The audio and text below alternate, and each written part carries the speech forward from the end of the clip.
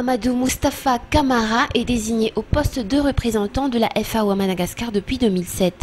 Ce système des Nations Unies pour l'alimentation et l'agriculture n'a jamais interrompu sa coopération avec la Grande Île.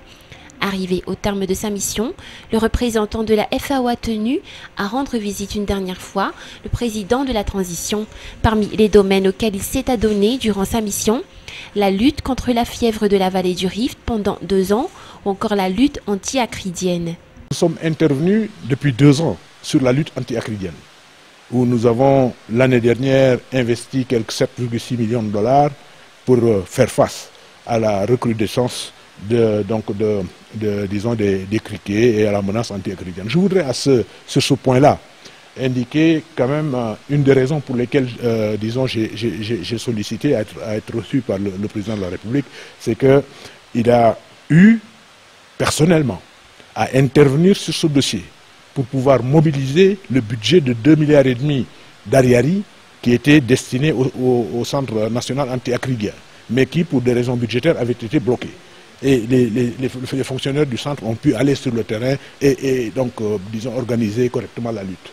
C'est pourquoi je pense qu'il y avait beaucoup de reconnaissance que je suis venu pour lui dire merci pour cette action, mais aussi pour d'autres, pour son intérêt pour le secteur rural, pour son intérêt pour la FAO.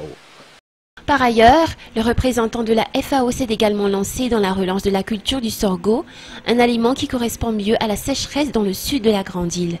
Avant de quitter définitivement la Grande Île, Camara Amadou Moustapha a exprimé son souhait que la Grande Île puisse se développer encore un peu plus dans le domaine de l'agriculture et arrive à une autosuffisance alimentaire. Quand je vais, puisque je couvre Madagascar, Comores, Maurice et les Seychelles, quand je vais dans la sous-région, à Maurice, aux Seychelles, aux Comores, on me parle du riz malgache.